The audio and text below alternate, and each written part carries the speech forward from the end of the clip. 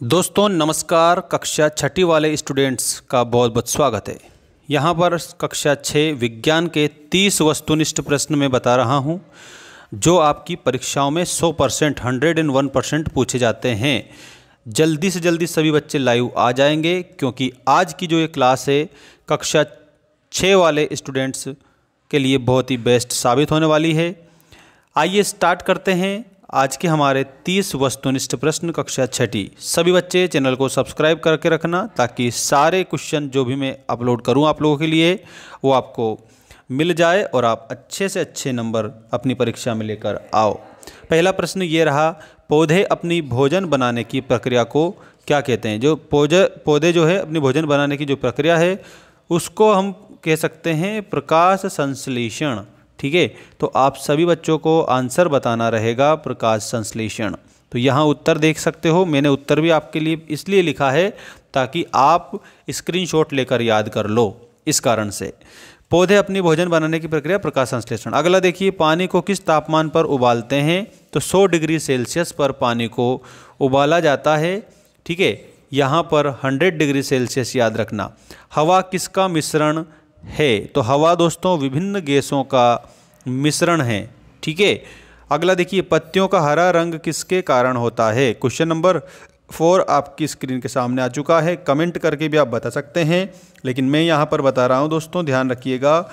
Chlorophyll के कारण जो पत्तियाँ हैं उसका रंग हरा होता है। ठीक है, तो इसमें आपको क्लोरोफिल बताना है। अगला क्वेश्चन नंबर 5 देखेंगे। थोड़ा मैं इसको आपके लिए जूम कर देता हूँ, देखिएगा सभी बच्चे ध्यान से। कपड़े बनाने के लिए किस पौधे से रेशा प्राप्त होता है। दोस्तों कपास से। मानव शरीर में कितनी हड्डियाँ होती है। दोस्तों 206 बताना है।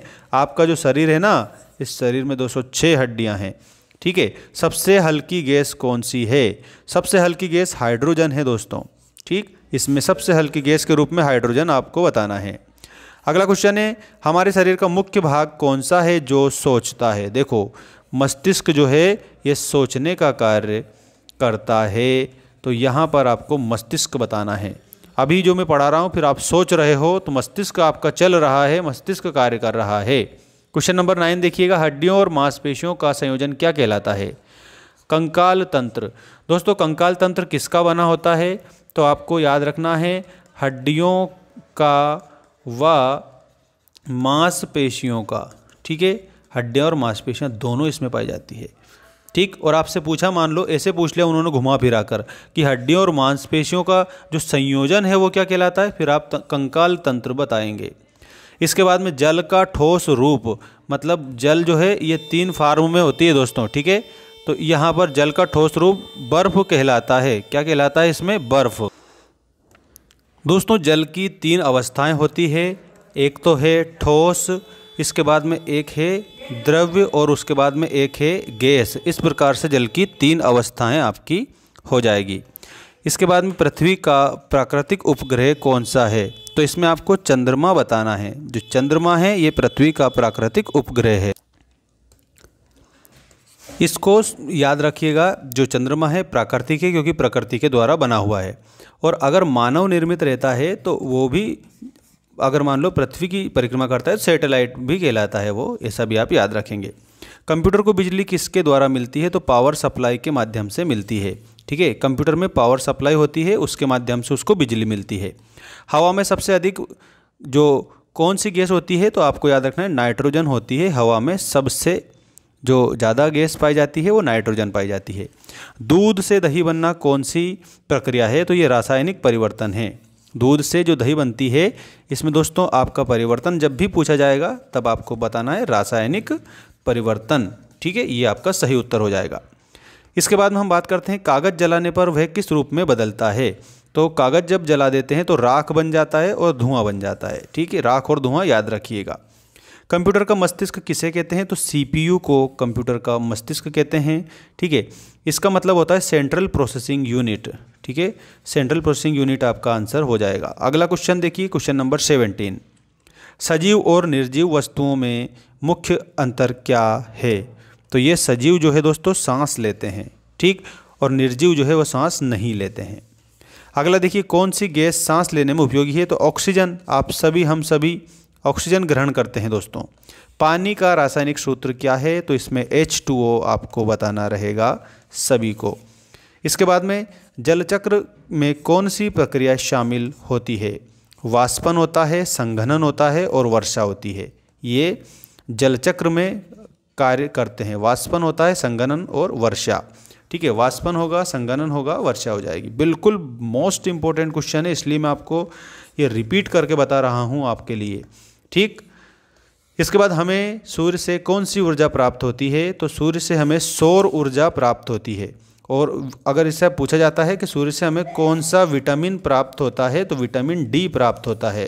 ठीक है, अगला क्वेश्चन है हमारी त्वचा किस इंद्रिय से जुड़ी है? तो स्पर्श इंद्रिय से हमारी जो त्वचा है वो जुड़ी होती है। तो स्पर्श इंद्रिय आप इसमें याद रखना। अगला प्रश्न है मिट्टी में सबसे छोटी कण किसकी होती है? तो वो है चिकनी मिट्टी। ठीक, नेक्स्ट क्वेश्चन, किस वस्तु की पारदर्शिता क्या दर्शाती है? किसी वस्तु की पारदर्शिता दर्शाती है प्रकाश को पार करने की क्षमता।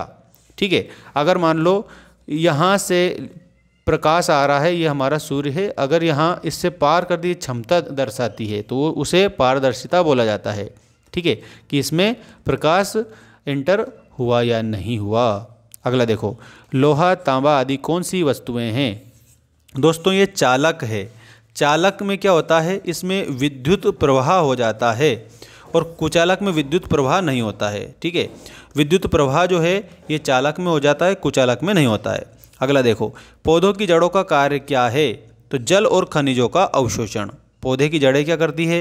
एक तो खनिज का अवशोषण कर लेती है, जल का अवशोषण कर लेती है। ठीक है, जैसे मान लीजिए कोई सा भी पौधा उगा है, अब यहाँ पर वाटर है तो ये जड़ें हैं, ये ऊपर पहुँचा देगी उसको। ठीक है, इस प्रकार से तो जल और खनिजों का अवशोषण इसके माध्यम से हो जाता है। इसके बाद नमक और पानी का मिश्रण क्या कहलाता है? तो नमक और पानी का मिश्रण घोल कहलाता है। ठीक है, और जैसे मान लो ORS जो है, दस्त लग जाते हैं किसी को तो ORS पिलाते हैं। ठीक है, तो वो भी नमक और पानी का ही मिश्रण होता है। अगला देखिएगा, मिट्टी की गंध किससे आती है? एक्टिनोमाइसीट्स, ये जरूर थोड़ा याद रखने लायक क्वेश्चन है। मिट्टी की जो गंध है दोस्तों, एक्टिनोमाइटिस, ये शब्द आप सीखेंगे सभी प्यारे प्यारे बच्चे। Actinomycetes will be the correct answer. ये मिट्टी की गंध है जिसको भीनी भीनी खुशबू भी बोला जाता है, उसको एक्टिनोमाइटिस कहा गया है।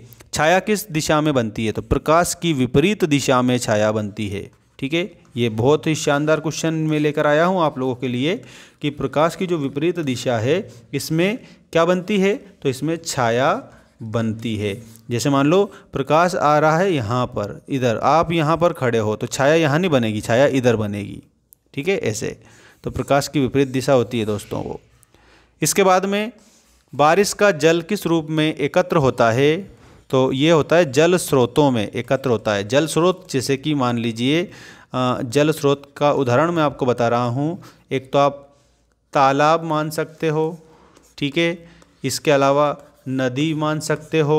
ठीक है, यहाँ पर झरना भी जल स्रोत है। ठीक, इसके बाद में कुआं जो है दोस्तों, ये कुआं भी जल स्रोत होता है। ठीक, समुद्र भी जल स्रोत है। कहने का मतलब जहाँ पर हमें जल प्राप्त होता है वो जल स्रोत कहलाता है। तो बारिश का जल इकट्ठा कहाँ होता है? तालाब, नदी, झरना और कुआं, और फिर डायरेक्ट समुद्र में भी मिल जाता है वो। इस प्रकार से हम भोजन क्यों करते हैं? तो ऊर्जा प्राप्त करने के लिए हम भोजन करते हैं। ऊर्जा से क्या होता है? कार्य करने की क्षमता उत्पन्न होती है। कार्य करने की क्षमता आती है। किससे आती है? तो भोजन करने से कार्य करने की क्षमता आ जाती है। ऐसा आप सभी बच्चे याद रखेंगे। और इसके बाद में आने वाला एक और वीडियो रहेगा, उसके लिए आप बने रहिए हमारे चैनल पर सभी बच्चे।